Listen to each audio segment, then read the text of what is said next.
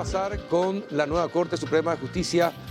El Senado tiene que elegir juntamente con el presidente de la República a uno de los ternados.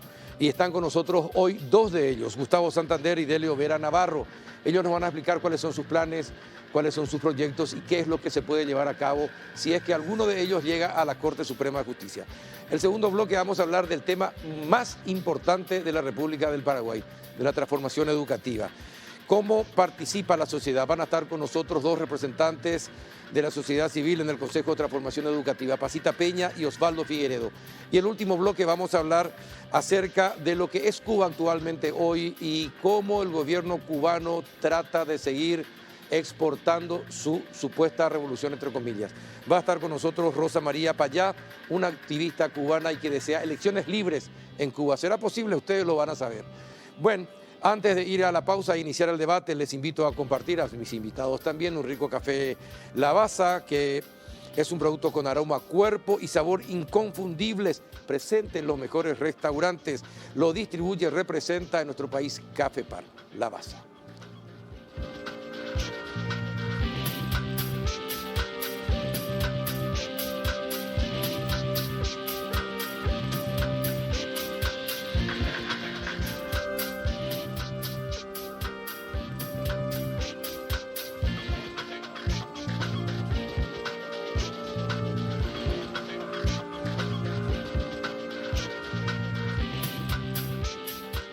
Buenas noches, doctor Delio Vera Navarro, ¿cómo anda? Buenas noches, un gusto, Carlos, compartir contigo y con tu... Gracias por estar presente. ¿Qué tal, doctor Gustavo Santander, cómo anda? Bien, bien, buenas noches a la audiencia, un gusto estar en tu programa. Bueno, antes que nada, felicitaciones a los dos por figurar en la terna. Muchas gracias. Para miembro de la Corte Suprema de Justicia. Dicen que usted es el mejor puntuado. Sí. ¿Sirve para algo la puntuación? Y realmente la expectativa ciudadana, la opinión pública está atento, ¿verdad?, al proceso y que tuvo 3 etapas: la formación académica, la puntuación, más el examen escrito y la audiencia pública. Entonces la sumatoria me puso en el primer lugar con más de 70 puntos.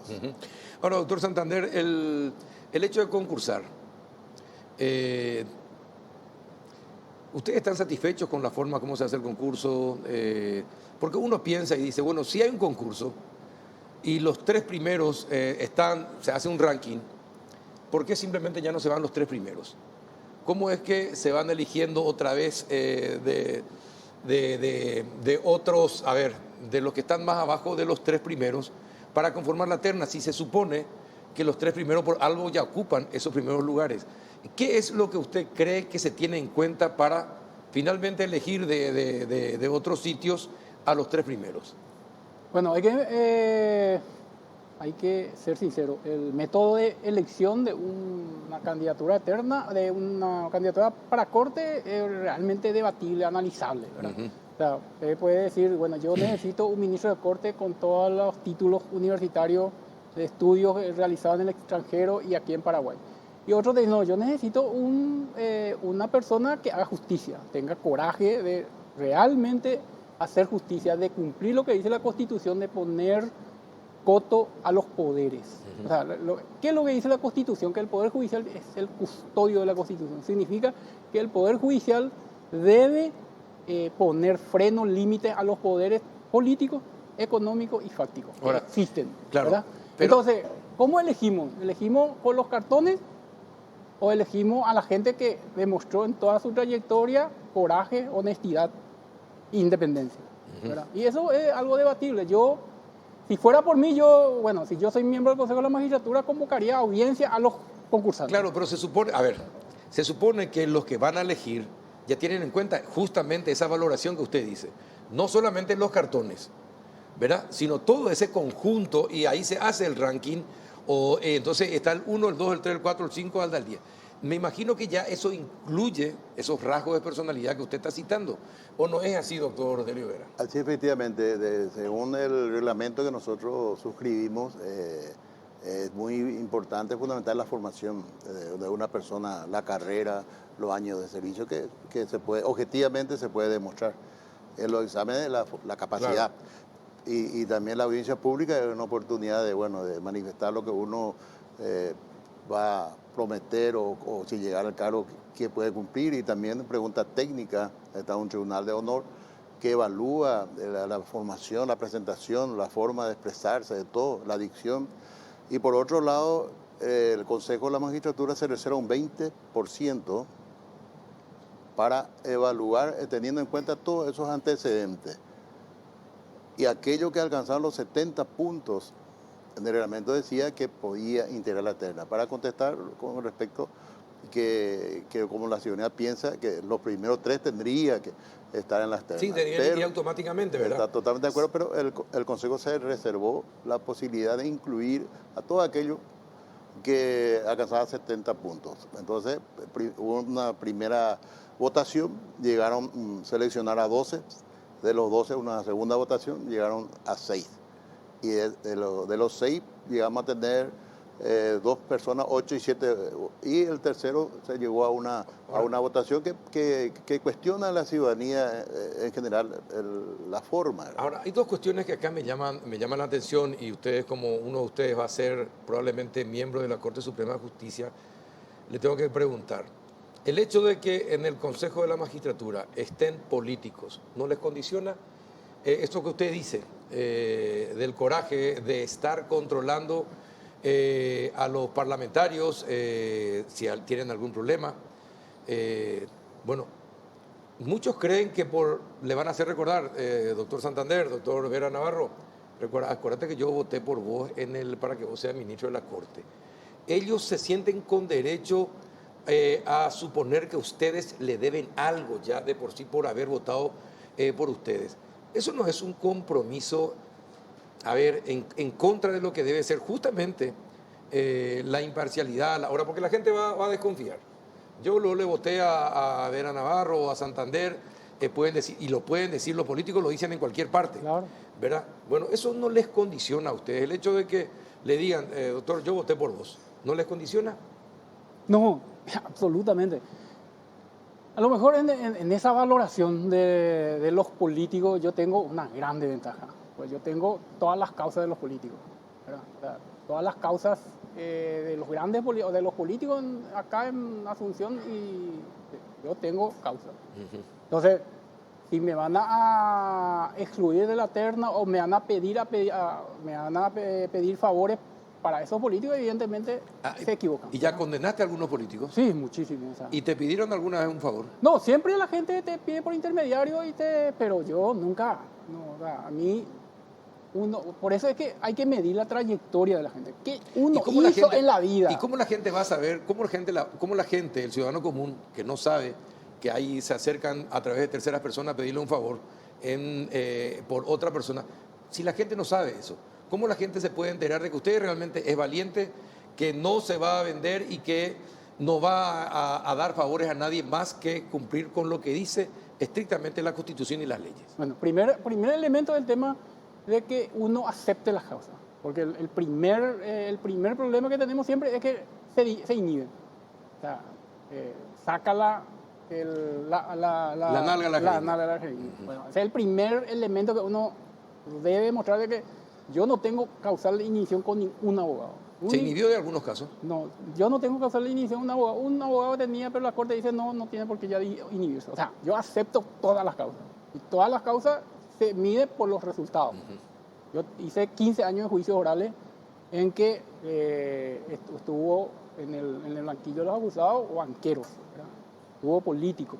O sea, y fueron condenados y también fueron absueltos, porque esa es la función del juez. Claro, o sea, el juez no es porque tiene que estar condenando a todos.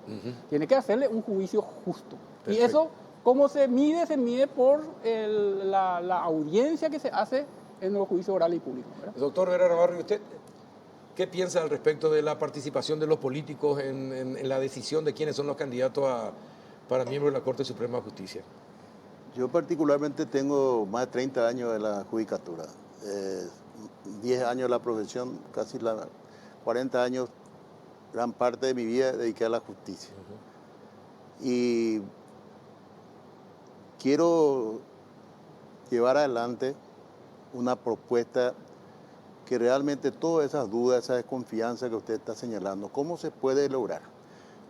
Y hoy se reclama una seguridad jurídica en nuestro país, Sí. que es muy importante.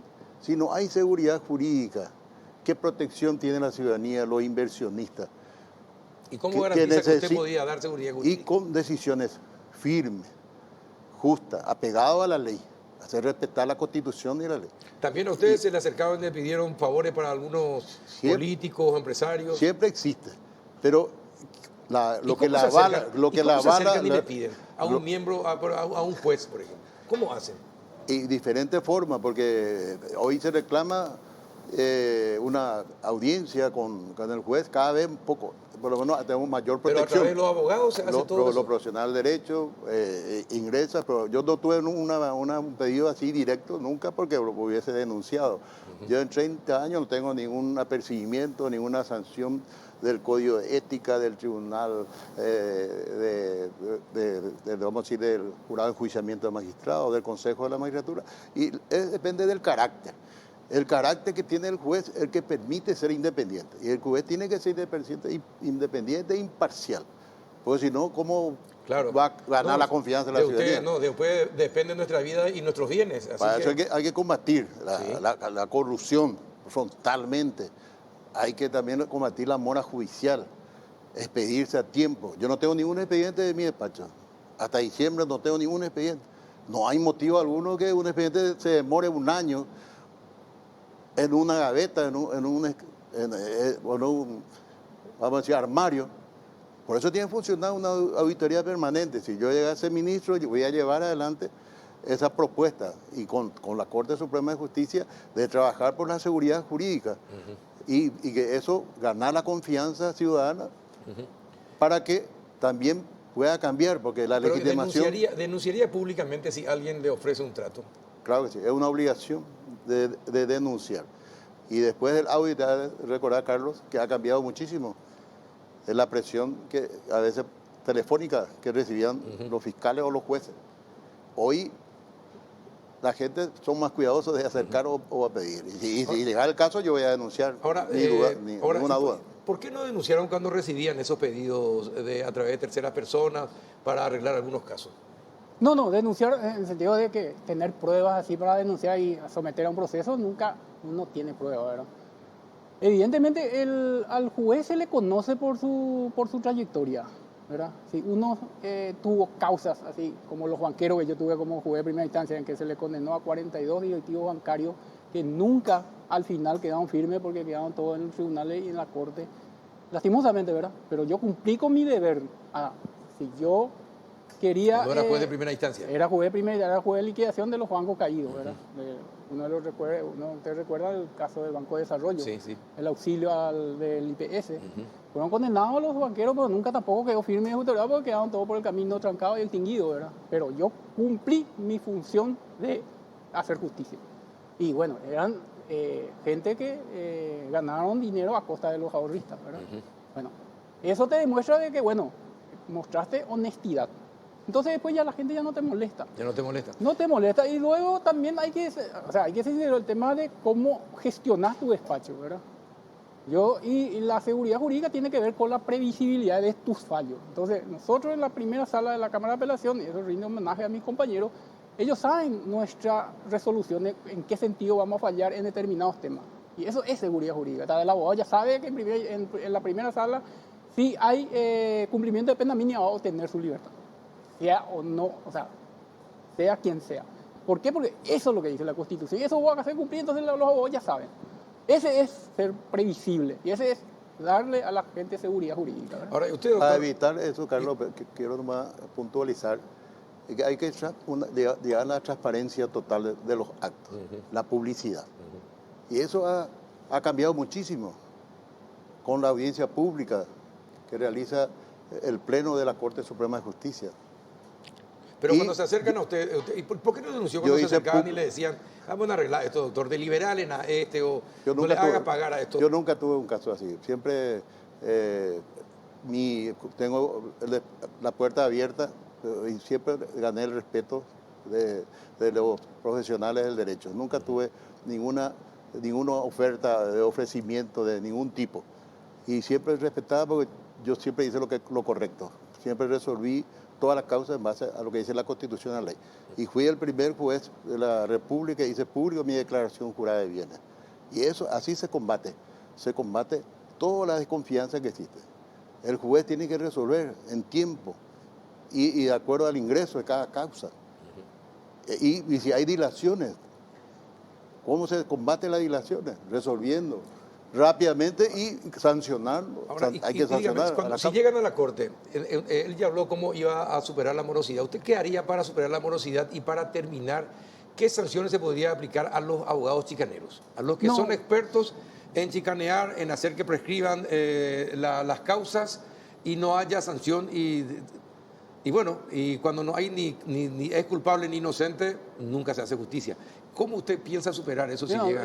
Carlos, hay un proverbio que dice la justicia engrandece a la nación. Otro dice la justicia, los reinos sin justicia no son sino grandes latrocinios, ¿verdad?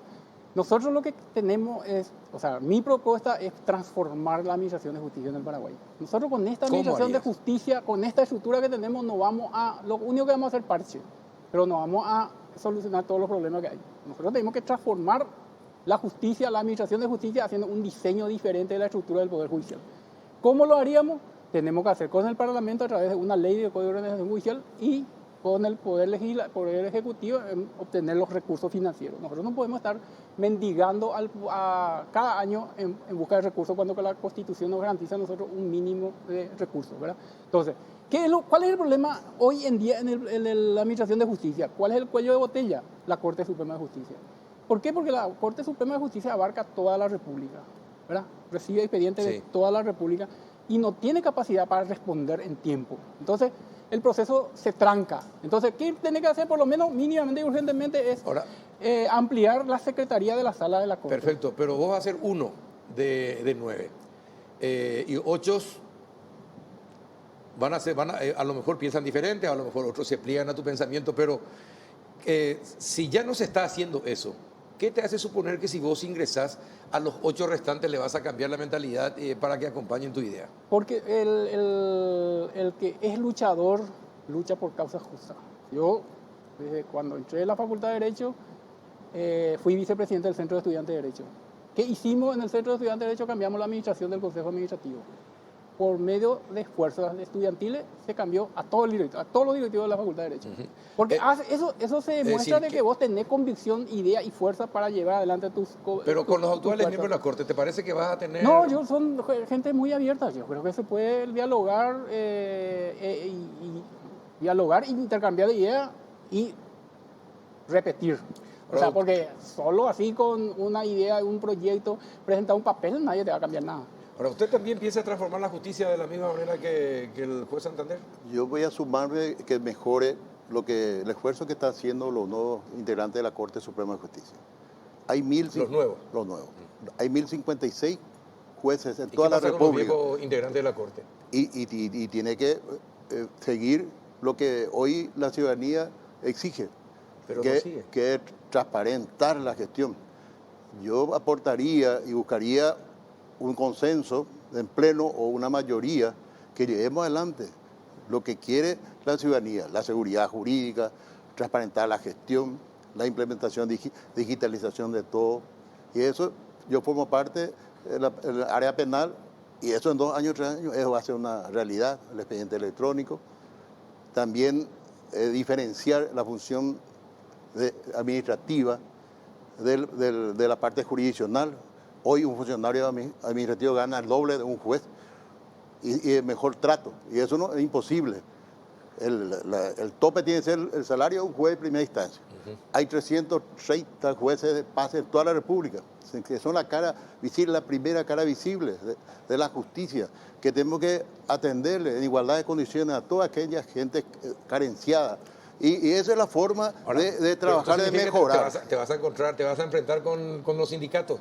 ¿Cómo crees que puedes superar que los sindicatos no se te enfrenten por lo que estás diciendo ahora? Los reclamos que hace la Corte Suprema de Justicia pues tiene una independencia.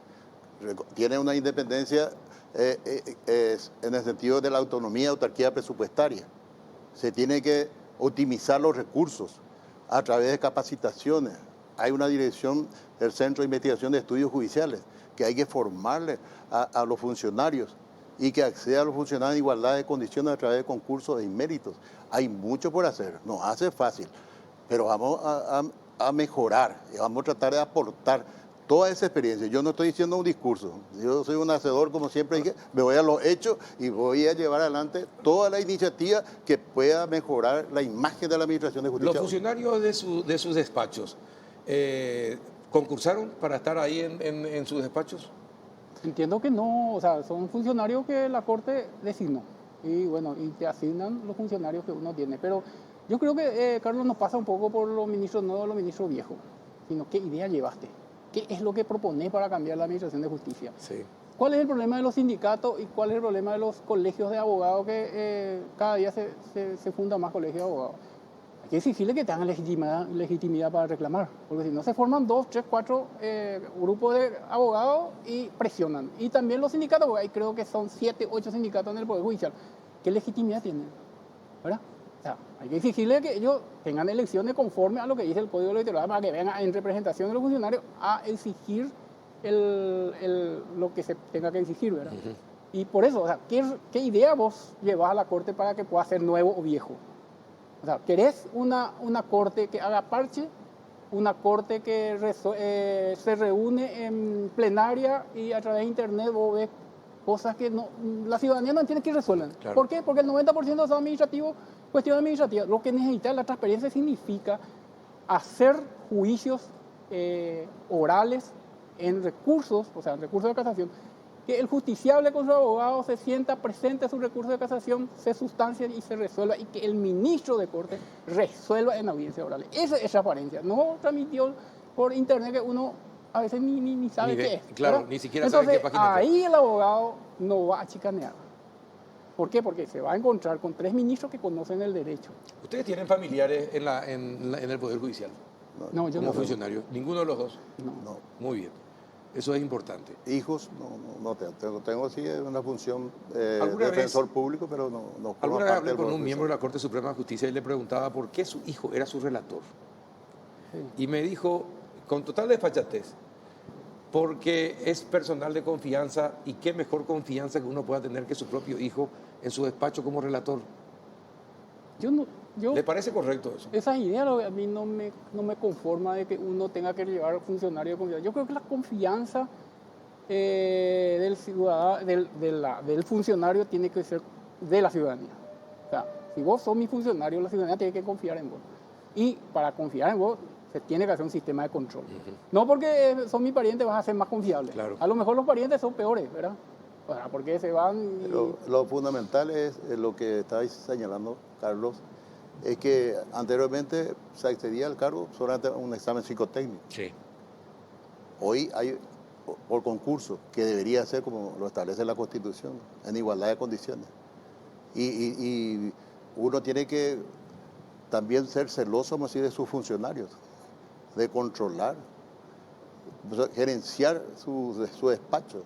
Uh-huh. Y ministro de la Corte, tenemos que ver la parte de los relatores, que son los brazos importantes, y trabajar por jurisprudencia uniforme, dictar sentencia sencilla, dar mensaje, porque lo que pasa es que no hay una legitimación y no llegamos a la ciudadanía, falta de comunicación quizás, pero tenemos que llegar a una transparencia total. Y para eso tenemos que ser transparentes, como se valga la repetición. Y tenemos que dar cumplimiento a lo que dice la Constitución y la ley. El acceso a la justicia, el acceso al funcionario. Y el funcionario tiene que ser el reflejo también de lo que pretende la Corte Suprema de Justicia.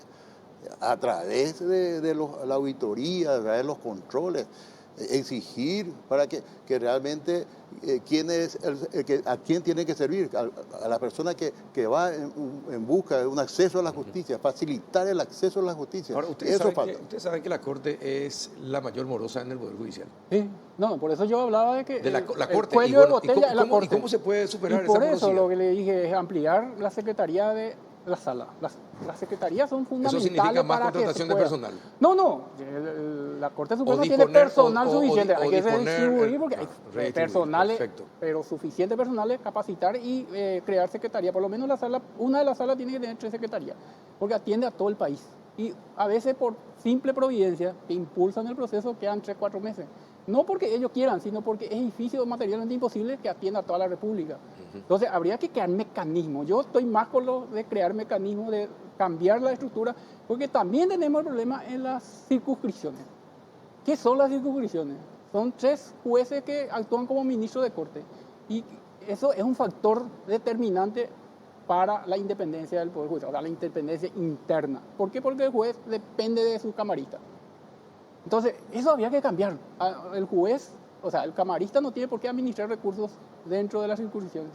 Tenemos que hacer concursos públicos y un administrador pueda administrar los recursos económicos y financieros de las circunscripciones y los jueces se dediquen a dictar resoluciones. Ahora, Ese es un mecanismo ¿y de los miembros de la Corte hacer deben efectivo. administrar el Poder Judicial o deben tener un administrador que administre el Poder Judicial? No, yo soy del partidario de llamar concurso y que un administrador, junto con porque la Constitución establece que es una facultad de la Corte, o sea, es una obligación de la Corte la administración de los recursos. Entonces, un ministro de Corte con un administrador que gane por concurso público de oposición la administración para que pueda administrar los recursos financieros y los magistrados se dediquen a dictar resoluciones. A dictar resoluciones. ¿Y usted qué piensa, doctor? Y fundamental, diferenciar el área jurisdiccional con la área administrativa. Sí. Hay un consejo de administración y ese consejo de administración tiene que actuar como una gerencia que tiene que rendir cuenta permanente bajo el control de la Corte Suprema de Justicia y que los ministros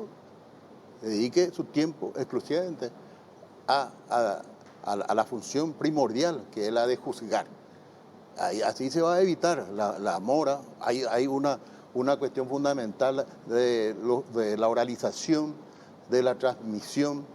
Entonces hay una exigencia donde los propios jueces nos hemos comprometido nosotros en la primera convención de doblegar esfuerzos, de trabajar para combatir la mora judicial, porque no solamente es responsabilidad exclusiva de los jueces, pero también tomar las sanciones correspondientes y trabajar. Y en eso estamos. Ha mejorado un 60% la mora judicial en nuestro país. Y con la transparencia y con la digitalización creo que podemos ir avanzando y en 2 o 3 años puede cambiar a lo mejor la percepción ciudadana hacia la administración de justicia. Ojalá puedan. Bueno, me quedan 2 minutos y le voy a dar 1 minuto a cada uno para que expresen por qué la Cámara de Senadores y el Poder Ejecutivo debería optar por alguno de ustedes dos para integrar la Corte Suprema de Justicia. Comenzamos con usted, que es más joven, y entonces después le damos la palabra al más maduro. Como dije, yo llevo 3 cualidades. Independencia política. No pertenezco a ninguna rosca política ni partido político. ¿Pero es colorado? Sí, yo fui de la juventud del Mopoco, o sea, yo no puedo negar mi antecedente. No pertenezco a grupos económicos, no pertenezco a grupos fácticos, que hay muchísimos, y no pertenezco a estudios jurídicos grandes. Por lo tanto, llevo mi cuerpo, mi alma y trayectoria para que los senadores puedan evaluar si yo merezco o no ocupar y pueda transformar la justicia en el Paraguay. Porque si no, es también discurso que venimos siempre diciendo también, quiero a eso, pero no establecemos la solución, no damos las soluciones, los mecanismos, cómo se puede solucionar. Perfecto, gracias, doctor Santander. Doctor Delio Vera Navarro. Yo pongo a consideración de los señores senadores mi experiencia, mi trayectoria, que no fue fácil, con mucho sacrificio y con mucha humildad. Inicié que en mi época de joven no tuve la suerte de dedicarme solamente a lo mejor a estudiar. Pero hoy hice el esfuerzo, me dediqué y demostré que estoy el mejor puntuado entre todos los postulantes. Mi trayectoria, mi conducta avala mi presentación. Y eso voy a llevar adelante la experiencia y pongo a consideración de todos los senadores, de todos los sectores políticos, que si llego a hacer, voy a dedicarme a hacer respetar lo que dice la Constitución Nacional, la ley, y dar seguridad jurídica sin ninguna distinción, sin ningún privilegio para rico, pobre o ningún, por decir, sector económico o político que sea. Perfecto. Jugar con total independencia. Ese es mi compromiso con la ciudadanía, con el pueblo y con la justicia. Perfecto, gracias doctor Delio Vera Navarro. Gracias, Carlos, por Gracias estar. doctor Gracias Gustavo por la Santander, invitación. muchísimas Cómo gracias no. por estar y éxitos a cualquiera de los dos, si es que alguno de ustedes es designado nuevo miembro de la Corte Suprema de Justicia. Gracias, Carlos. por Gracias. la A la vuelta de la pausa vamos a hablar acerca del tema más importante de este país, ojalá que sea el tema más importante del país, la transformación educativa. Ya volvemos.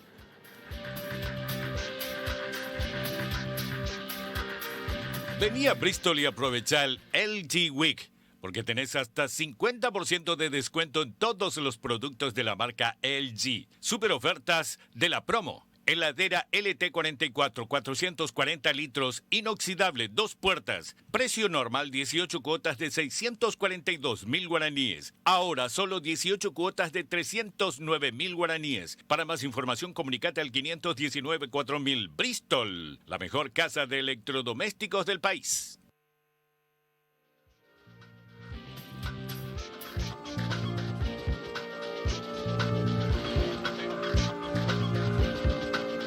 Seguimos en el péndulo por Unicanal. ¿Qué tal, doña Pasita Peña? ¿Cómo anda? Buenas noches. Buenas noches, Carlos. Gracias por Buenas venir. ¿Qué tal, don Osvaldo Figueredo? ¿Cómo estás? Buenas noches, Carlos. Un gusto saludarte nuevamente con este tema tan importante que nos une hoy. Aparte de Sí. Olimpia, ¿verdad? Que juega también. Y está ganando Olimpia 1-0, me dicen, así que es una buena noticia en este momento. Ojalá siga así. Bueno, tenemos que tocar, hoy estábamos hablando en el Consejo del Fondo de la Excelencia acerca de la importancia. Y decía el ministro Hugo Cáceres, y coincido absolutamente con él, de que es el tema más importante. Y dijo también que ni Itaipú siquiera es tan importante como la transformación educativa. Ustedes que están en el Consejo de Transformación Educativa, ¿qué es, cuándo comienza todo? ¿Cuándo la gente va a saber qué es lo que se busca? ¿Cuál es la política que quiere llevar adelante el gobierno? ¿Qué es lo que Paraguay va a hacer en educación de acá los próximos 25 o 30 años? Bueno, Carlos, es una buena pregunta y tiene muchas respuestas, porque transformación educativa significa ir un poco más allá de lo que tenemos. Sí. La misma palabra transformación te dice eso, pero lo que sí tenemos que tener en cuenta que este es un plan a largo plazo, por eso decimos 2030. Estamos tratando, este es un plan que se inició en enero, o sea, se está ejecutando desde enero de este año. Tiene varias etapas, la ciudadanía se está informando. Comenzamos con las mesas temáticas que se comenzaron a tratar en el mes de enero. Ahora, ¿cómo están conformadas las mesas de trabajo? Tenemos expertos nacionales, especialistas en las áreas, en 7 ejes importantes que son financiamiento, marco legal, gestión educativa, currículum, TIC, evaluación y aprendizaje. Indudablemente que esas son las áreas prioritarias que vamos a estar trabajando con nuestros técnicos para que eventualmente lleguemos a unas mesas temáticas donde toda la ciudadanía va a estar invitada, docentes, gremios, la sociedad civil, empresarios, para seguir discutiendo estos temas, que nos va a llevar a unos lineamientos generales que se presentan en junio en el primer congreso, para ir luego caminando hacia un foro regional, varios foros, 17 foros, uno por departamento, y finalmente llegar al mes de diciembre de 2020 con un plan y un pacto social que le pone el broche de oro a este proceso para después comenzar a ejecutarlo. La gente quiere saber cómo está representada la sociedad civil en ese consejo. Bueno, el comité estratégico, antes que nada te digo que está formado por los ministros de Educación, el ministro de Hacienda, el ministro de la Secretaría Técnica de Planificación, siendo el presidente del comité el ministro de Educación, por supuesto, y luego la sociedad civil, que fueron elegidos teniendo en cuenta la profesionalización y su relacionamiento con la educación escolar. Los miembros del comité tienen voz, no tienen voto, pero estamos empujando el proyecto.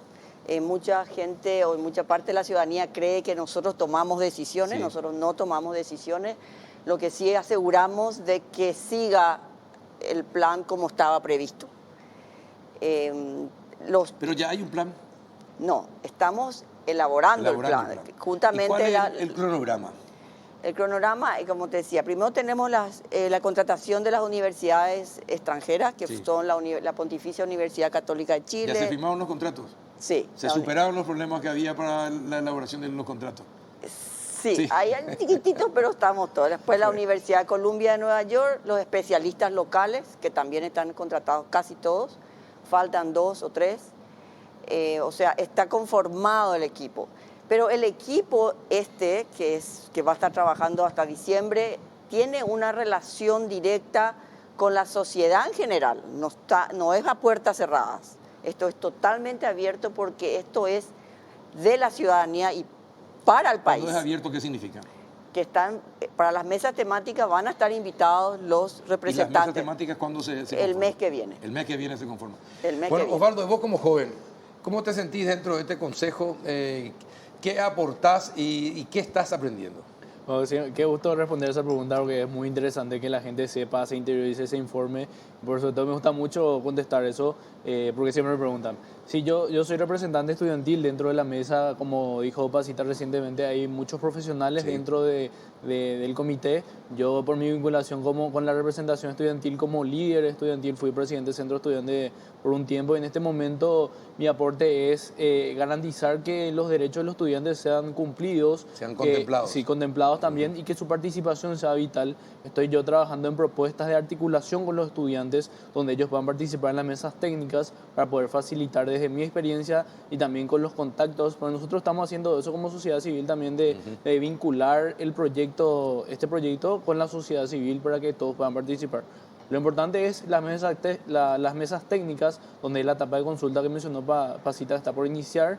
En ese proceso, en las mesas técnicas, tienen que estar varios representantes de toda la sociedad en general, estudiantes, gremios docentes, técnicos, universitarios, toda la sociedad paraguaya, todo aquel ciudadano que tenga algo que aportar para la educación paraguaya debe estar en la mesa técnica y por sobre todo hay un espacio también virtual que es la plataforma digital donde se puede aportar cualquier ciudadano que de repente en las mesas técnicas se olvidó decir algo y quiere decirlo, puede escribir y plantearlo, eso, plasmarlo en papel y subirlo a la plataforma y todo el equipo técnico de ambas universidades, tanto la Católica de Chile como la Columbia, tiene disponibilidad, ese acceso a eso y puede recibir eso, pero eso es más en el área de revisión documental que es, en este momento se están iniciando las mesas técnicas preliminares, que son los procesos de diagnóstico, donde se está realizando algunas consultas, donde el equipo se está interiorizando de la realidad de la educación. Y cuando hablo de equipo me refiero al equipo técnico local, que son los especialistas contratados, y también ambas universidades que actualmente están presentes y durante esta semana se está realizando esta etapa de los ejes que ya iniciaron en enero, por una parte de la etapa preliminar y los ejes pendientes se están realizando en este momento. De repente la gente se confunde un poco y nos critica o nos dice, no, ¿cómo no nos invitaron, no me llamaste? ¿Verdad? Sí. Ese es el cuestionamiento, ¿verdad? Pero en realidad esta es la etapa preliminar y hay que diferenciar un poquito porque la mesa técnica donde están los especialistas locales y los internacionales contratados. Y existe lo que es mesa integrada, donde van a estar las mesas temáticas, donde en realidad van a ser 7 mesas, pues son 7 ejes, ¿verdad? Pero lo decimos por mesa, por encuentro, digamos. En esos encuentros son donde la ciudadanía va a participar. Sí, donde se garantiza la participación de todos mediante Ahora, le pregunto, ¿ustedes creen que este gobierno tiene una política educativa en el sentido de ver, Paraguay tiene esto actualmente, el mundo está en estas condiciones actualmente. Nosotros, ¿qué podemos ofrecerle al mundo? Nuestra inteligencia. Okay. ¿Verdad? Nuestra inteligencia. Deberíamos ofrecerle al mundo nuestra inteligencia. Bueno, ¿cómo preparamos a nuestra inteligencia si en un futuro muy cercano cientos de profesiones van a desaparecer? ¿Qué tipo de chicos tenemos que preparar desde la primera infancia hasta que terminen la universidad, si llegan a la universidad? ¿Qué tipos de profesiones tenemos que implementar de acá al futuro? ¿Qué modelo de país es lo que se puede, si se quiere construir con esta transformación educativa que se está gestando? Bueno, eso es muy importante, Carlos, porque ningún proceso de transformación educativa no puede dejar de pensar qué ciudadano queremos y para qué sociedad queremos. Exacto. O sea, en estos trabajos se tiene que decidir el paraguayo que queremos y para qué sociedad le queremos. Eso señalaba en una ocasión el profesor Melquiades Alonso y totalmente de acuerdo con él. Eso tiene que ser definido en estas mesas. Ahora, ¿qué queremos? Nosotros no podemos saber cuál va a ser la necesidad dentro de 10 años. El estudiante que nosotros Deberíamos tener alguien, un sector dentro del gobierno, dentro de los gobiernos, que esté permanentemente nosotros necesitamos quejando esa situación. Pero lo que nosotros debemos de tratar de tener, de ofrecer un sistema educativo donde salga un estudiante con capacidad de pensar, de tener un razonamiento lógico matemático, de tomar decisiones, sean cualquiera, sean los frentes que se presente. Nosotros no podemos saber qué tipo de industria, fábrica o necesidad de investigación van a haber, pero si nosotros pensamos que queremos sacar a un país adelante con creatividad e innovación, bueno, pues entonces nuestro sistema educativo tiene que apuntar a eso. No podemos tener un currículum totalmente estático, no flexible, que no va a ir cambiando a medida que pasan los años. Eso tiene que ser categórico. Ahora, ¿qué es lo que pasa? El hombre generalmente, te digo, el ser humano, rechaza el cambio, le cuesta los desajustes. Y todo cambio implica un desequilibrio y un ajuste. Desde luego el aprendizaje es eso. Si nosotros pensamos que es el aprendizaje, como docente te puedo decir que para aprender tiene que haber un desequilibrio y una acomodación, decía Jean Piaget.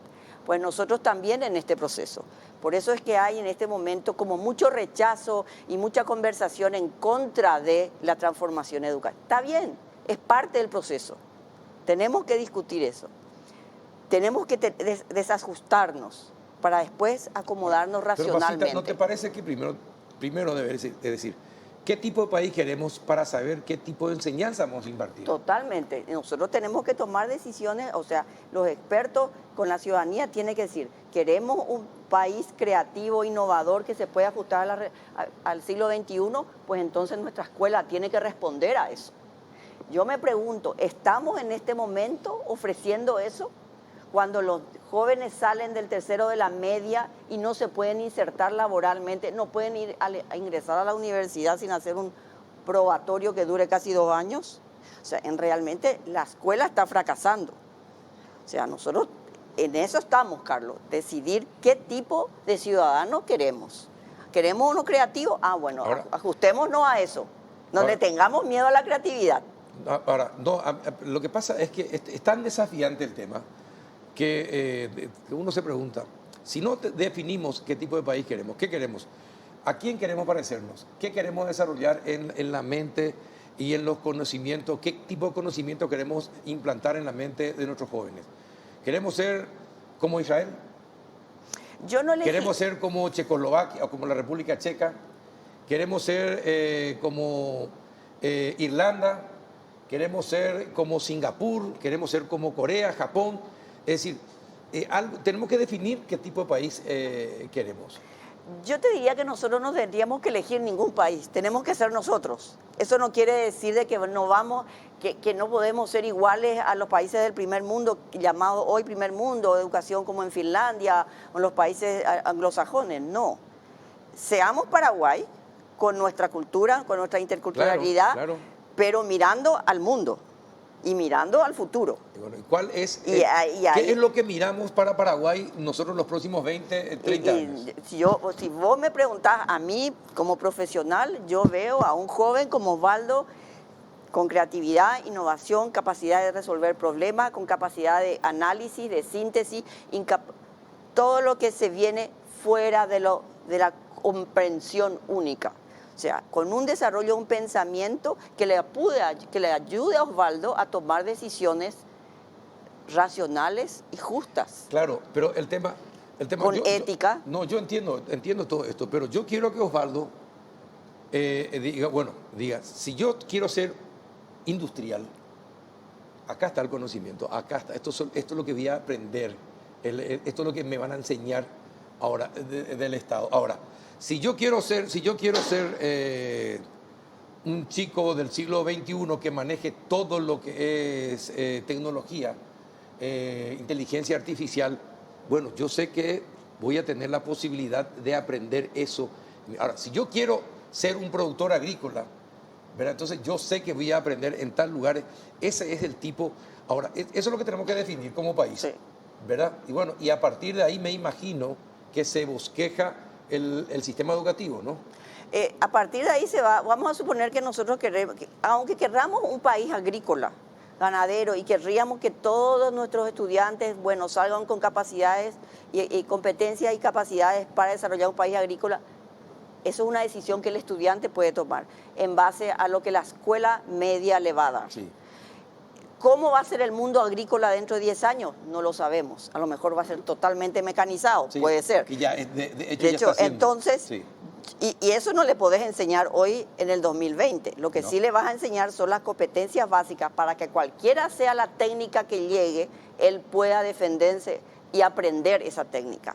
Lo que nos sucede ahora es que entra a una industria, a una producción agrícola, no tiene la capacidad para rápidamente Exactamente. ajustarse a las necesidades. Exacto. Por O eso, sea, por eso muchas industrias no se instalan en Paraguay, porque no hay mano de obra calificada. No hay conocimiento.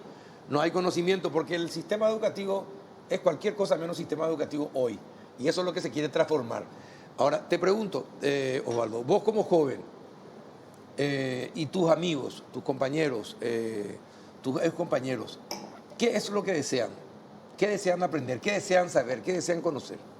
Bueno, nosotros cuando hablamos de educación y pensamos un modelo educativo, pensamos un abanico de posibilidades totalmente diferentes. Nosotros estamos egresando ahora de este sistema educativo actual y hasta algunos dicen que somos víctimas, ¿verdad?, del sistema, ¿verdad? Pero no me atrevo a decir tanto, sino que de la oferta educativa que tenemos está en un tiempo distinto. Esta oferta educativa se pensó en los 90 y estamos ya en el 2020, ¿verdad? Yo soy promoción 2018, entonces es muy distinta a lo que se pensó, y en el tiempo, en cierto modo, se quedó en el tiempo nuestra educación, por decirlo así, no se fue actualizando, ¿verdad? Nosotros lo que queremos es que nuestra educación sea, en cierto modo, por decirlo así, mucho más actualizada, y que el currículum mismo también tenga mucha más flexibilidad. El currículum se tiene que ir revisando, cada año se tiene que ir agregando materias, quitando, tiene que tener mucha más flexibilidad del sistema educativo a la hora de agregar innovaciones. Eso no está pasando en la actualidad. Nosotros queremos que para las próximas generaciones, pero no somos nosotros quienes vamos a disfrutar más de la transformación educativa, pero sí las próximas generaciones, y también nos va a beneficiar sobremanera. Hoy primito, mi sobrinito va a terminar cuando la transformación educativa empieza a funcionar en el 2030, ¿verdad? Pero probablemente mi hijo, mi nieto ya van a tener un futuro diferente, ¿verdad? Y nosotros pensamos de ese punto, ¿verdad? Desde aportar para la educación, aportar todo lo que nosotros no pudimos recibir para que los demás puedan seguir recibiendo, ¿verdad? De igual forma, eso no significa que nosotros seamos mala persona, que nuestro sistema educativo esté mal, sino que hay que mejorar nomás, puede estar mejor, ¿verdad? Entonces, por ahí también es el planteamiento del aporte. Por sobre todo, quiero agregar algo sumamente importante, es que nosotros como paraguayos y como ciudadanos, absolutamente todos tenemos que ponernos de acuerdo, ni siquiera decimos consenso, ponernos de acuerdo, generar acuerdos dentro de la transformación educativa, justamente para definir el ciudadano que queremos, el ciudadano paraguayo del futuro que queremos, y definir nuestro sistema social, incluso por decirlo así. O sea, la sociedad que queremos. Desde la educación eso va a ir trascendiendo a todos. Si nosotros queremos un Paraguay transformado, primero debemos empezar a transformar la educación, y eso es lo más importante y lo puntual que hay que marcar. Pasita, vos que estabas hace mucho tiempo del tema de educación, una transformación educativa, ¿en cuánto tiempo se empiezan a ver los efectos? Bueno, primero que nada tenemos que tener en cuenta que esto apunta a una política de Estado y no de gobierno. Sí.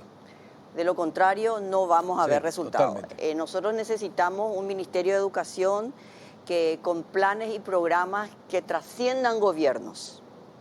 Nosotros no podemos. Si eso no ocurre, a partir del 2021, por no ya es mediados, entonces podríamos ver que en 10 a 15 años Ya se empiezan a ver los resultados. pueden verse resultados. Esto es a largo plazo, siempre y cuando esto se convierta en una política de Estado y no una política de gobierno del momento, que es lo que ha sucedido con el Ministerio de Educación y Ciencias. Fíjate que nosotros se va a estudiar la ley del financiamiento, por ejemplo, y el marco legal, algo sumamente importante para el Ministerio de Educación, porque en este momento es cierto, dicen, hay mucha plata y mal se gasta. Hay que ver a dónde se va ese dinero y dónde se tiene que ir. Y cuánto más necesita realmente el ministerio. Vos que estás en el FEI sabés que no sé cómo subsistirá el MEC sin el FEI en los próximos años. Eso, por ejemplo, hay que resolver. ¿Cómo podemos hablar nosotros de la carrera docente si el Ministerio de Educación no tiene un plan a largo alcance o a mediano y largo alcance de qué va a hacer con los maestros que se van a jubilar, cuáles son los que se... Que es el alma de la transformación. Bueno, entonces, contestando a tu pregunta, esto va a tener resultado si desde arriba, desde el presidente de la República, dice, sí, esto queremos. Pasó con la reforma de los 90. Fue un diseño muy bien hecho, a pesar de que mucha gente no está de acuerdo. Nosotros que estuvimos en los 90, era un diseño muy bien hecho. ¿Qué es lo que pasó? No tuvo el acompañamiento suficiente de los diferentes gobiernos, comenzó con mucha fuerza, después se fue diluyendo, no tenía financiamiento, se fueron terminando los programas. ¿Por qué la educación no es prioridad para los gobiernos? Y bueno, esa es la... Hay algo de que es muy cierto, que por muchos años, el docente era un voto. Y eso quedó como instalado. Eso fue cambiando con los años. Hay que reconocer de que en los últimos 10, 15 años estamos en mejores condiciones. En cuanto a que al maestro ya no es empujado a votar, ser miembro de un partido determinado, etcétera, etcétera. Pero se dice, es un coto de casa, vamos a decir. Era en un momento dado. Y eso como que fue... Pero idealmente nosotros necesitamos institucionalizar el Ministerio de Educación. Sí, hay que terminar con esa perversidad, entonces. Claro, ver cómo es un banco central, cómo es un Ministerio de Hacienda, por qué nosotros en el Ministerio de Educación y Ciencia no podemos llegar a eso. Se cambia un ministro, se cambian todos los planes, todos los técnicos, vuelta a comenzar de cero. Entonces, eso no puede, no hay remedio que va a curar el enfermo de esa manera. Entonces, no es sostenible. Entonces, en pocas palabras, política de Estado, no política de gobierno, planes y programas sostenibles y financiados a largo plazo. ¿Y los estudiantes qué piensan acerca de, qué ven acerca de la transformación educativa? ¿Qué desean de la transformación educativa? Yo en lo personal creo que esta es una oportunidad muy grande de iniciar el espacio que nosotros los estudiantes reclamamos por mucho tiempo, de ser incluidos en el diálogo, de dialogar, incluso muchas movilizaciones fueron producto de eso, que nunca no nos escucharon en cierto modo y que nos sentíamos no escuchados. En este momento creo que es el mejor espacio donde nosotros como estudiantes egresados y estudiantes que estando adentro del sistema puedan identificar directamente el problema que está dentro del sistema educativo, porque un técnico, yo no discuto mucho, ¿verdad?, pero alguien que no está dentro del sistema educativo, que no es un docente, que no está en el aula, me refiero a compartir el día a día, el que siente todos los problemas del día a día es el docente y el alumno, y a ambos les necesitamos y ambos son el alma de la transformación educativa. El estudiante hoy, su función principal, aunque a muchos les cueste decir, es criticar, ¿verdad?, criticar y mostrarnos qué está mal, y el docente el alma de la transformación educativa para que todo el sistema se pueda sostener dentro de lo que sería el sistema de transformación educativa o las reformas que queremos incluir, todas las transformaciones puedan ser sostenibles. Ahora, ¿por qué no conseguimos que la mayoría de los docentes entiendan que la capacitación es fundamental? Porque yo entiendo que haya diferencias, ¿verdad? Pero cuando es una minoría la que quiere capacitarse, quiere superarse, llama la atención. Bueno, hay que ponerse en el lugar del docente también. Probablemente sea una capacitación que no está llenando sus expectativas, no es el perfil docente que nosotros queremos formar, el que él desea formarse. Por decirte, tenemos capacitaciones que no están relacionadas directamente a su labor en el aula, muchas veces. O sea que hay que tener mucho cuidado cuando decimos que estamos capacitando. Aparte de eso, Carlos, una realidad es que es muy difícil capacitar a la persona que no tuvo una formación inicial buena. Entonces muchas veces cae en saco roto esa capacitación. O sea, y además nadie se capacita obligado. Uno se capacita porque quiere aprender. No quiere, respondiendo un poco a tu pregunta, porque no está relacionado a lo mejor directamente a su quehacer diario. O sea, hay un maestro del tercer grado que está enseñando el currículo del tercer grado, pero tiene que asistir a una capacitación general de toda la escolar básica que a lo mejor no le está aportando. Pero lo que nosotros hemos visto, aquellas personas que hemos estado en capacitaciones, que muchas veces no es suficiente porque la formación inicial es muy baja. ¿Y quién es el responsable de la formación inicial? Ni siquiera los IFD, es el Estado. El Estado. Porque los IFD fueron abiertos, licenciados por el mismo Ministerio de Educación. O sea, nosotros no podemos decir que ellos son los responsables de no ser capaces. El Estado es responsable. Y pareciera que ahora estamos diciendo, haciendo mea culpa, decir, bueno, yo Estado quiero el cambio. Es lo que nosotros desde el Comité Estratégico estamos pensando que va a ocurrir en el futuro, que se va a empoderar el gobierno y va a decir, sí, tienen razón. Los cambios van a ser pequeños, porque imagínate que tenemos que terminar con un anteproyecto de ley del financiamiento. A lo mejor vamos a terminar con un nuevo o un modificado estatuto docente, que es la ley 1725. Tenemos que hablar sobre el preescolar, que no tiene una cobertura del 100%. ¿Por qué el niño de preescolar en edad escolar no va a la escuela? Hay un problema social y un problema económico. Esta transformación también necesita de la ayuda social y de otros ministerios. Definitivamente, bueno, tenemos mucho que hablar y les prometo que vamos a seguir hablando de la transformación educativa. Creo que es la mejor herencia que podamos dejar a las generaciones futuras. Así que, Pasita, te agradezco que hayas venido. Osvaldo, muchas gracias también por estar con nosotros.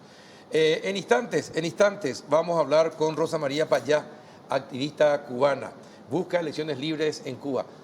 Van a conocer de parte de ella, una cubana de 31 años, cuál es la verdadera situación de Cuba y cómo los cubanos influyen en Venezuela y cómo influyen en Latinoamérica. A la vuelta de la pausa.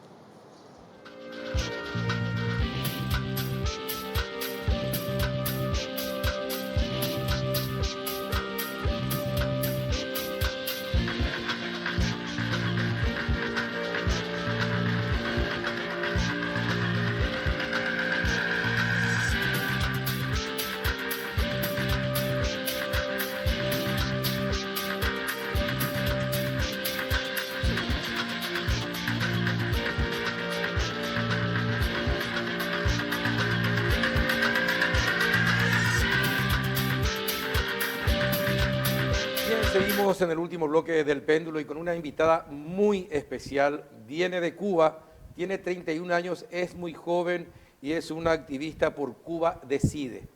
Cuba Decide. Con ella vamos a hablar acerca de la situación de la isla, acerca de la situación de Latinoamérica, acerca de la situación de Paraguay, de Chile, de Venezuela, porque es una conocedora en esto de la lucha contra la dictadura. Rosa María Payá. ¿Qué tal? Buenas noches, Rosa, ¿cómo estás? Buenas noches, muchas gracias por la invitación. No, gracias a usted por estar con nosotros. ¿Qué le trae por Paraguay?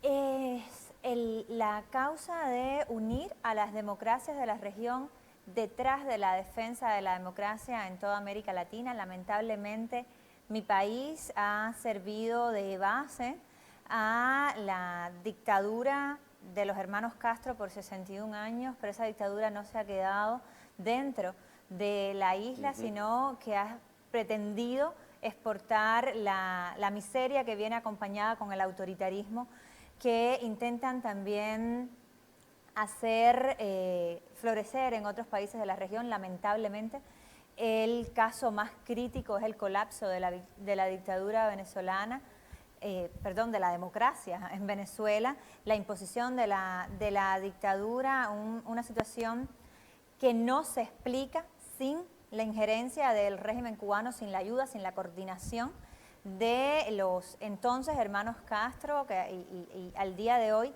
continúa a través de la influencia de la seguridad del Estado, del Servicio de Inteligencia cubano. Dos precisiones. Una, usted vivió mucho tiempo y vivía hasta hace cuánto en la isla. Oficialmente yo vivo aún en la isla. La realidad es que hace un poquito más de un año que no regreso, porque la persecución política contra mi persona, así como contra muchísimos de mis colegas en la isla, va en aumento. En este momento, en el momento que yo entre a mi país, no sé si voy a ir directamente a prisión, si no me van a dejar salir. De hecho, hay una causa totalmente inventada, pero en los tribunales, en mi contra. ¿Sobre? Instigación a delinquir. El régimen entiende como delinquir el abogar por el derecho a decidir del pueblo cubano, el abogar por una transición democrática, el abogar porque se reconozcan los partidos políticos, las asociaciones, porque haya prensa libre en mi país, porque los cubanos puedan prosperar con el fruto de su trabajo, porque se reconozca la empresa privada. Ninguna de estas situaciones es una realidad en mi país y la consecuencia es la miseria de la mayor parte de la población. Las dictaduras estuvieron de moda durante algunas décadas en Latinoamérica. ¿Por qué fueron desapareciendo y la dictadura de los Castros no termina? ¿Qué pasa en Cuba que la hace diferente de otras dictaduras? Bueno, hay muchísimos factores que podríamos valorar. Yo creo que uno de ellos, uno muy importante de ello es causa, es motivación de nuestra visita aquí al Paraguay. Tiene que ver con que muchos pueblos latinoamericanos contaron con la solidaridad de otros pueblos en su lucha por la democracia, por el restablecimiento de la democracia, particularmente en contra de las dictaduras militares en Sudamérica. En el caso del pueblo cubano, nosotros por mucho tiempo hemos estado luchando solos.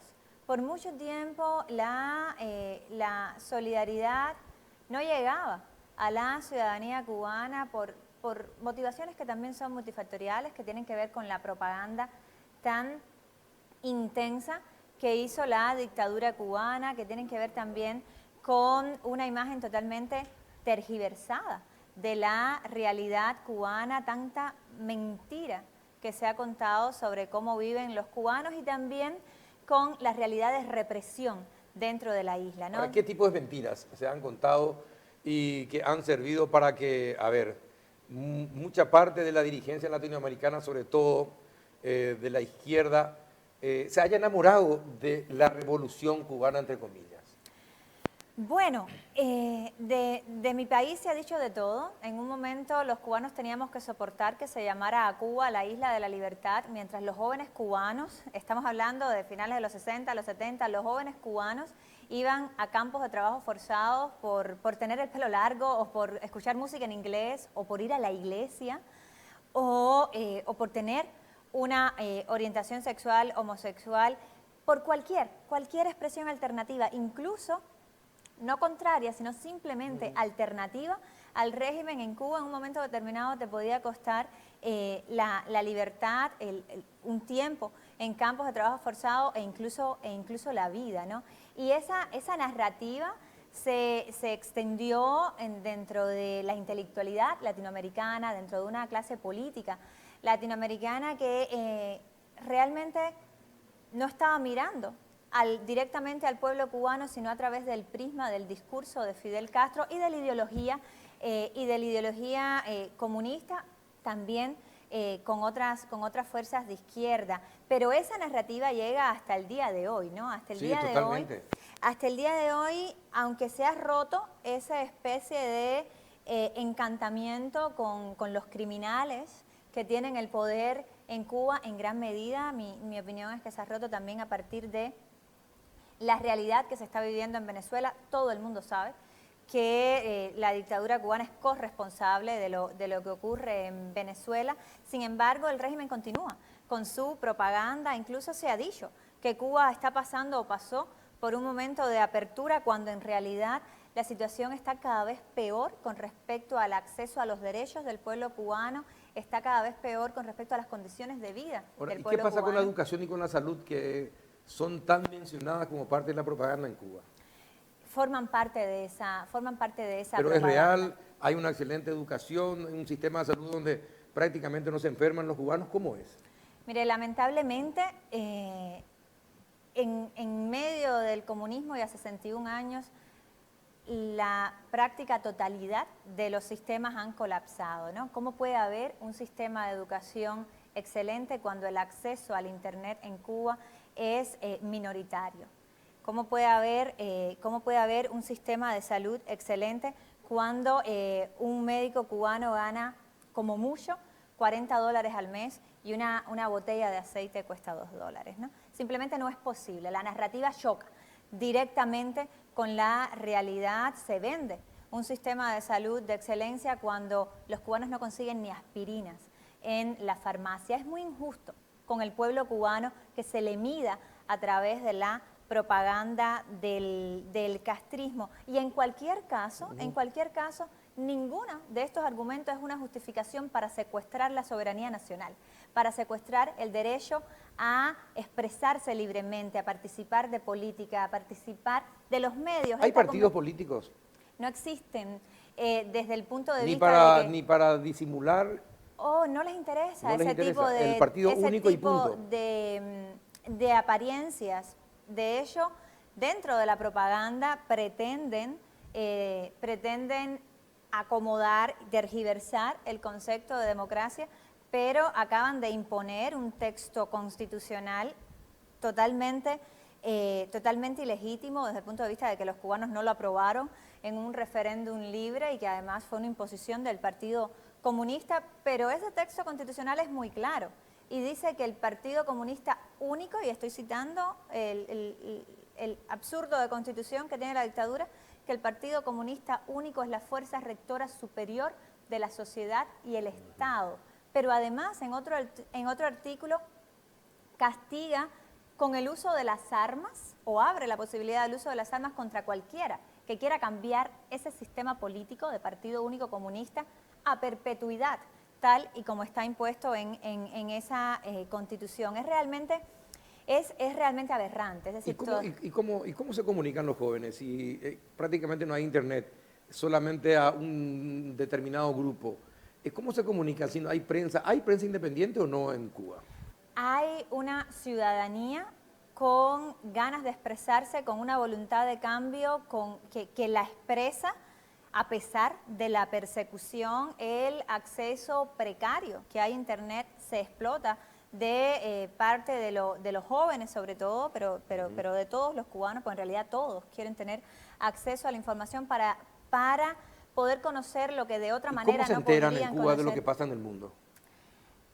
La otra parte de la realidad es que la nación cubana vive dentro y vive fuera de Cuba.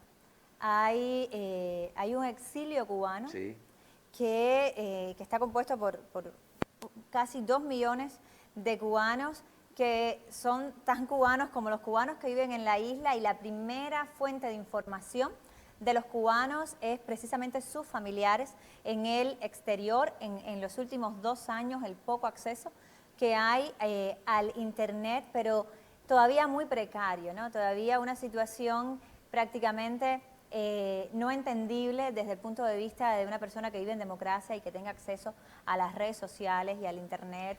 ¿Y cómo sobrevive un régimen durante 61 años en esas condiciones? ¿De dónde sacan los recursos para sobrevivir? Bueno, es que estamos hablando de una estructura, por supuesto, política, desde el punto de vista de ideológica, y de que usa las estructuras políticas para mantenerse en el poder y también para acrecentar su propaganda en el mundo. Pero estamos hablando también de una organización criminal en el poder, ¿no? Vinculada con el tráfico de armas, vinculada con el tráfico de drogas. ¿Hay forma de demostrar eso? Bueno, en el año 2015 en el Canal de Panamá encontraron un barco norcoreano cargado de armas cubanas. Recuerdo. El informe está, Naciones Unidas hizo un muy buen informe al respecto.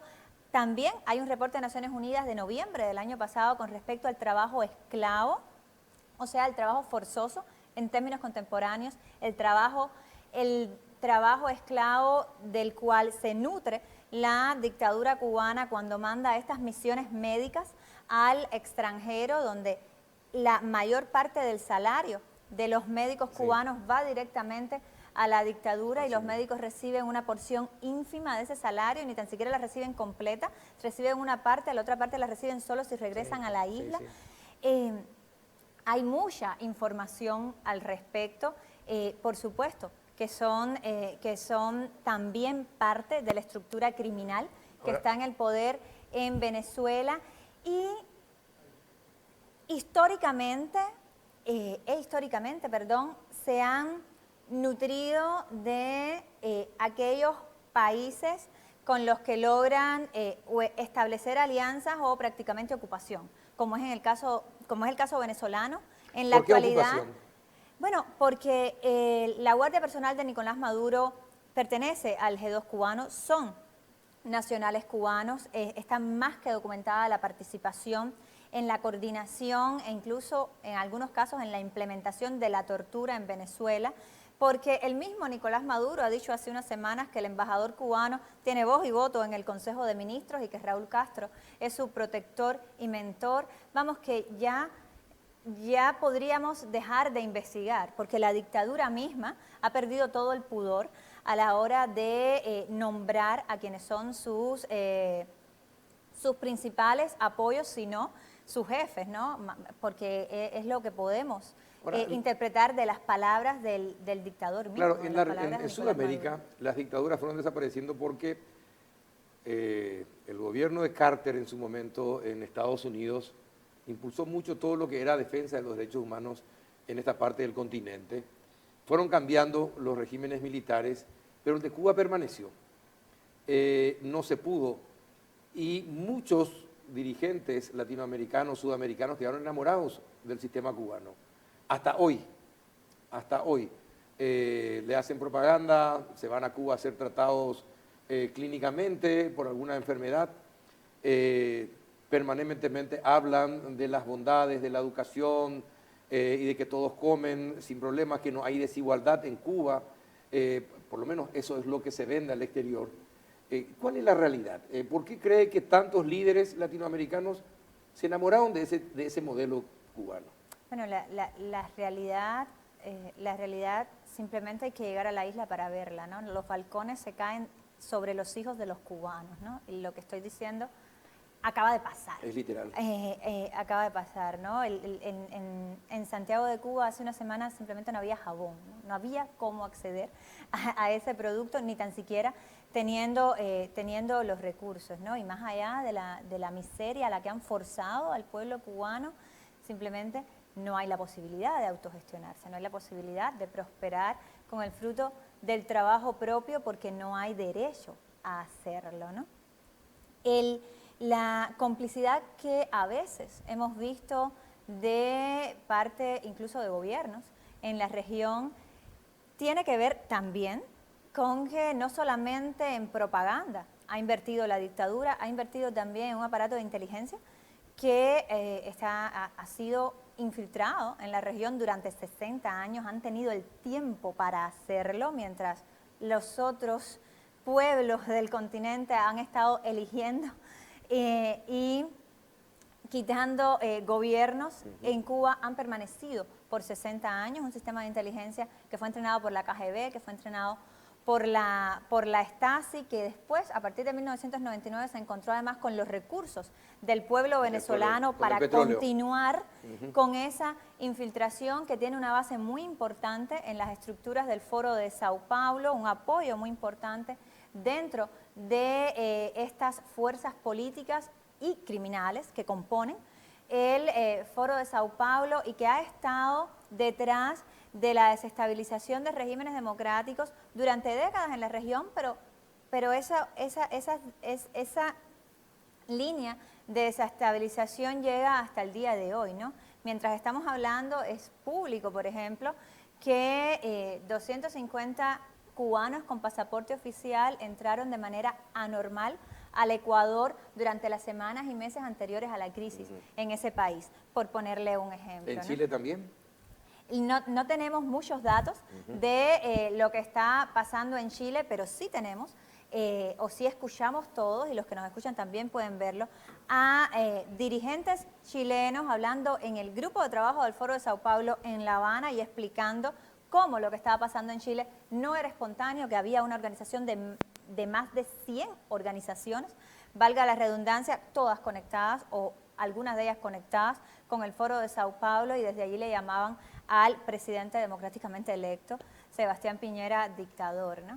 Y el pueblo de Bolivia está descubriendo la cantidad de atropellos a la soberanía nacional que ocurrieron durante el gobierno de Morales, entre ellos el hecho de que de 702 médicos cubanos que se supone estaban operando en Bolivia, 497 ni tan siquiera tenían título de médico. ¿Qué eran? ¿Gente de inteligencia? Bueno, de hecho, el ministro de Gobierno, el señor Murillo, ha dado datos muy importantes, muy reveladores, porque la inversión que hizo el país, que supuestamente se entendía como una inversión en salud, en realidad es una inversión en inteligencia cubana, ¿no? Y lo cual tiene las consecuencias nefastas que tiene para la soberanía nacional y para el sistema de salud. Ahora, Rosa María, ¿y por qué el pueblo no reacciona? ¿Qué pasa con el pueblo cubano? ¿Qué pasa con los jóvenes? ¿Qué pasa con los jóvenes que durante 60 años fueron pasando 2, 3 generaciones y no reaccionan? ¿Qué pasa? Bueno, yo creo que... ¿Por qué pasa? A ver si nos explica. Yo creo que esa pregunta es parte del hermetismo que ha habido sobre la realidad cubana y sobre la falta de información que en general hay sobre lo que pasa en la isla, en el exterior. Hay reacciones, pero no se conocen. El pueblo cubano no ha dejado de rebelarse. Estamos hablando de una historia donde hay miles de fusilados, donde hay decenas de asesinatos de Estado, donde hay cientos de miles de presos políticos en estos 60 años. Al día de hoy hay alrededor de 140 hombres y mujeres que están sufriendo prisión política. Mi padre fue asesinado por la dictadura en el año 2012 en una operación de la seguridad del Estado, en una operación de los agentes de inteligencia junto a él. Fue asesinado también un gran amigo, Harold Cepero, tenía 32 años. ¿Qué pasó? ¿Le fabricaron un accidente? Un accidente totalmente fabricado. Los quienes sobrevivieron al accidente escribieron inmediatamente pidiendo auxilio, enviando mensajes de texto diciendo cosas como auxilio, estamos rodeados de militares, un auto nos embistió, nos han sacado de la carretera. A nosotros nos negaron absolutamente todo el acceso a la información, nos negaron incluso la posibilidad de estar en el juicio donde supuestamente se estaba juzgando el supuesto accidente. El inventado incidente que la seguridad del Estado había realizado. El único informe legal que recopila toda la información lo ha hecho la Organización Internacional Human Rights Foundation y concluye que los hechos fueron un atentado de los cuerpos de inteligencia de la seguridad del Estado. ¿Y qué pasa con los últimos? ¿Qué pasa con esos focos de resistencia que de repente se conocen en el resto de Latinoamérica? Las mujeres de pañuelo blanco, ¿qué pasa con... creo que hay también una activista, una joven con la que tuvimos la oportunidad de hablar también por radio muchas veces, informándonos sobre lo que pasa en Cuba. Estaba el que hizo la huelga de hambre. Están todos. Están todos, sí. Están todos, continúan resistiendo a la dictadura, continúan trabajando porque cambie la isla y lo continúan haciendo en las condiciones de mayor desventaja imaginable, ¿no? En medio de un régimen totalitario que tiene todo el poder, que está dispuesto a usarlo, en medio de la represión más brutal. Uno de los líderes de la plataforma Cuba Decide, el señor José Daniel Ferrer, también líder del movimiento opositor más numeroso y uno de los más activos, que existe en este momento dentro de la isla, lleva 5 meses en prisión, ha sido torturado, ha sido sometido a tratos crueles e inhumanos, está enfrentando una serie de cargos totalmente fabricados por la dictadura, y en medio de todo esto la realidad es que también la ciudadanía cubana está cada vez más activa, ¿no? El descontento es cada vez mayor, las manifestaciones de descontento y de reclamo de un cambio de sistema son cada vez más numerosas, y esto, como lo vemos en Venezuela, como lo vemos en Nicaragua, siempre viene acompañado también por un aumento de la represión. Claro. Y por eso estamos en Paraguay, porque... Eso le iba a preguntar, porque Paraguay ha mantenido una posición muy firme sobre Venezuela. Ha sido el país dentro del Mercosur y en Sudamérica el que ha tenido una posición muy firme sobre lo que pasa en Venezuela. Así es. Y también, ¿de qué manera puede ayudar en lo que pasa en Cuba? Bueno, nosotros agradecemos muchísimo ¿Habló con el canciller? Conversamos con el canciller, conversamos también con el vicepresidente Velázquez. Un honor realmente el haber tenido estos encuentros, el constatar que en efecto Paraguay está en favor de la defensa de la democracia en la región y lo coherente también y lo estratégico en función de la defensa de la democracia en Venezuela es precisamente enfrentar a quienes son la raíz del mal en la región y también en Venezuela, que lamentablemente viven en La Habana, ¿no? Hacerlo por el bien del pueblo cubano, pero hacerlo también defendiendo los mejores intereses de toda la región, hacerlo en la dirección de terminar con la impunidad con la que ese régimen no solamente ha destrozado regímenes democráticos en América Latina, sino que está intentando llevar la represión a un extremo dentro de la isla y finalmente hacerlo en favor del derecho a la democracia del pueblo cubano, específicamente del derecho que tenemos los cubanos a cambiar el sistema. Ahora, ¿Paraguay podría ayudar, colaborar de alguna manera determinada? Tenemos un embajador allá en Cuba. Bueno, ¿qué es lo que podría hacer Paraguay para ayudar a los cubanos? Aspiramos a que Paraguay integre este grupo de países que en América Latina han despertado a la realidad de opresión que hay en Cuba, que comienzan a confrontar a la dictadura cubana, como ha sido el caso del gobierno constitucional de Bolivia, como comienza a ser también el caso del gobierno electo del Uruguay, que no invitó a los dictadores a la toma de posesión, como ha sido el caso de Brasil, que ha denunciado la situación de esclavitud de los médicos cubanos y también de injerencia en los asuntos internos de la dictadura cubana. Es necesario también que Paraguay forme parte de estos posicionamientos, no solamente desde el punto de vista de la condena más que justa que merece la dictadura, sino también desde el punto de vista de la acción. Hay muchos recursos que las democracias todavía pueden implementar en favor de los pueblos, en apoyo al derecho a la democracia, por ejemplo, del pueblo cubano, y marcos como el del Tratado Interamericano de Asistencia Recíproca ofrecen todas las herramientas, especialmente a América Latina, para trabajar en función de esa defensa de la democracia, para trabajar en la dirección de poner presión sobre el régimen cubano en apoyo a la demanda de cambio que viene de la ciudadanía cubana dentro de todas las herramientas que ofrece el derecho internacional. ¿Usted es amenazada? ¿Recibe amenazas? ¿Le llaman por teléfono? ¿Le dicen cuídese, acá está su familia? ¿Cómo es su situación? Yo he recibido amenazas de muerte.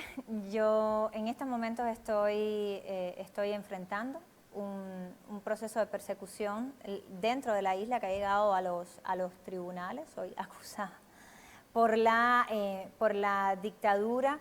Mis colegas dentro de la isla están en una situación de mucha vulnerabilidad, también están siendo acosados por la dictadura, muchos de ellos, no solamente la represión, las detenciones arbitrarias, la tortura, no solo es contra la persona, no solamente es contra el opositor o contra el que se atreve a levantar la voz, es también contra su familia, contra sus hijos, claro, contra sus amigos.